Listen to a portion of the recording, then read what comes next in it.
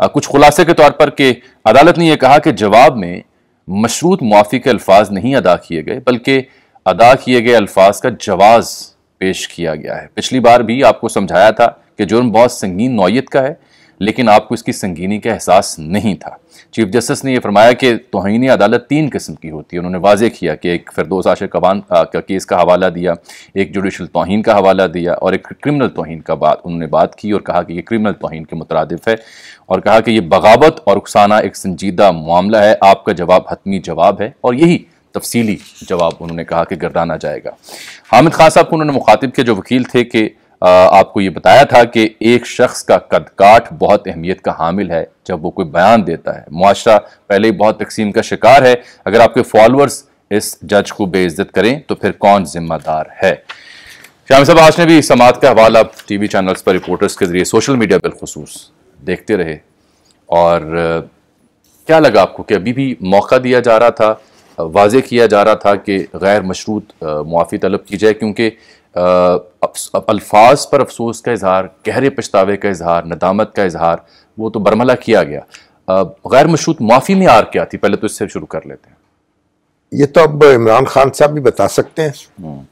देखिए उनके जो वकील हैं हामिद खान साहब वो तो बहुत सीनियर कानूनदान है, बहुत जिम्मेदार शख्स है और उन्होंने तो पूरी कोशिश की कि ऐसे अल्फाज इस्तेमाल किए जाएं जिससे अदालत को इत्मीनान दिलाया जा सके, लेकिन जाहिर है उसमें कामयाबी नहीं हुई।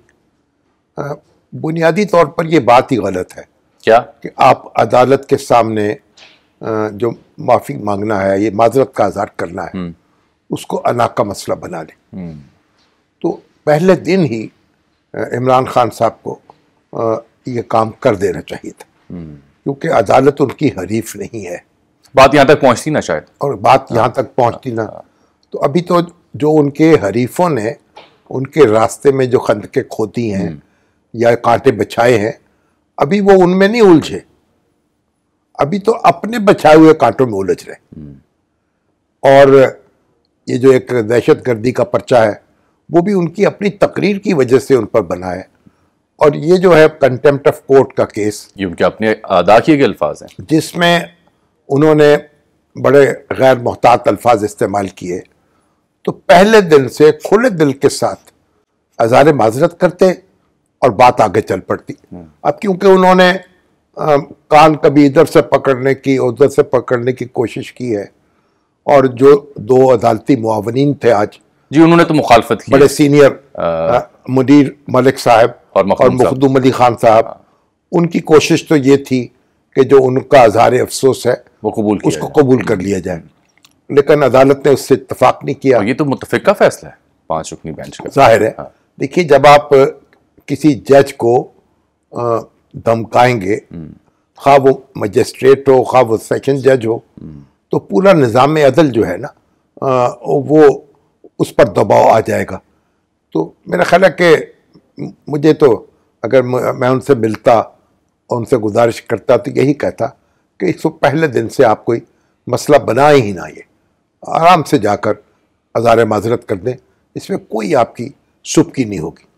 और वकील तो फिर वकील हैं, उनको बहुत सी चीज़ें देखनी पड़ती हैं, अपनी राय का इजहार करना पड़ता है, आप अदालत को मुतमईन नहीं कर सकते। संजीदा गुफ्तगू करते हुए संजीदा मामलात पे आप इज़हार ख्याल फरमा रहे हैं, लेकिन कुछ अर्ज़ करूँ अगर आपसे, तहरीक इंसाफ के हाँ वो हल्के जो खान साहब के इस जवाब और उनके इस बयानिए के ऊपर उनकी बड़ी तायीद करते हैं और उनको यानी सेटिस्फाई फील करते हैं कि ये बहुत अच्छा तर्ज है जो इख्तियार किया खान साहब ने। उनमें से 1-2 से मेरी बात हुई पिछले 2-4 दिनों से, वो समझते हैं कि ये जो इस हंगाम जो पोजीशन इख्तियार की है खान साहब ने, इससे नुकसान तो जो होना हो, लेकिन जो फ़ायदा है वो बेशुमार है।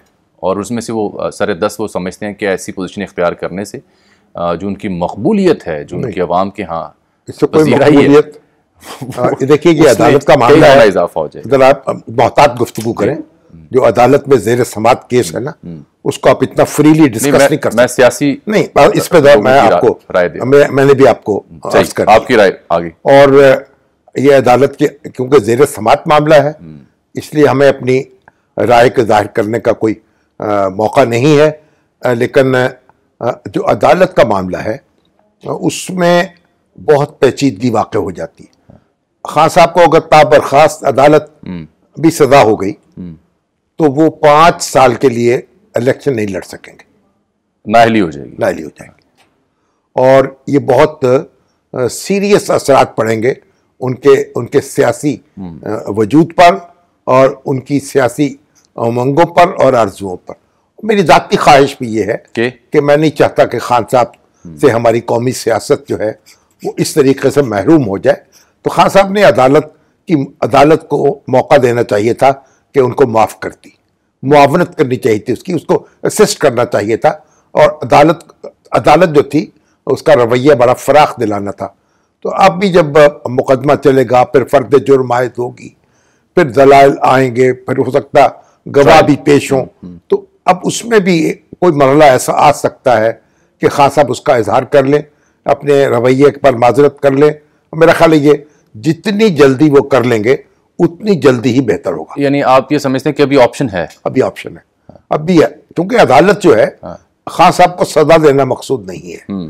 देखिए, जो बड़े लीडर होते हैं उनकी सरजनश इसलिए की जा रही है ताकि उसको लोग फॉलो ना करें, उसको मिसाल ना बना लिया जाए। देखिए ना, अगर आप, ये बड़ी मुश्किल हो जाती है अगर आप एक बड़े लीडर के साथ एक मुख्तलिफ सलूक करें तो फिर दूसरे जो हैं उनको भी शय मिलती है। फिर दूसरी सियासी जमातों के रहनुमा भी इसी तरह के अल्फाज बोलेंगे और अदालत के लिए मुश्किल पैदा करेंगे। फिर उनकी अपनी पार्टी के लोग जो पहले गैर जिम्मेदार है बहुत से, वो मजीद गैर जिम्मेदार हो जाएंगे। आज फवाद चौधरी साहब का नाम लिए बगैर उनके जो तबसरे या कमेंट्स या रिमार्क्स रहे हैं सोशल मीडिया पर या मीडिया पर या किसी और जगह पर, उनका हवाला दिया है। जैसे सत्तार साहब ने उनके खिलाफ तौहीन अदालत की दरखास्त की समाअत की थी और उन्होंने उसको रद्द कर दिया था, कार्रवाई नहीं की थी। लेकिन अगर फवाद चौधरी साहब खुद भी वो वकील है, अगर वो इस तरह इजहार ख्याल करते रहेंगे तो किसी दिन उनके लिए भी मुश्किल पैदा हो सकती है। देखिए, असल बात ये, अब अगला मरहला क्या होगा? देखिए, एक है आप फैसले पे तनकीद कर रहे हैं, अदालती फैसले पे, उसमें अदालत बहुत लीनियंट हो जाती है। एक है आप जज को धमका रहे हैं।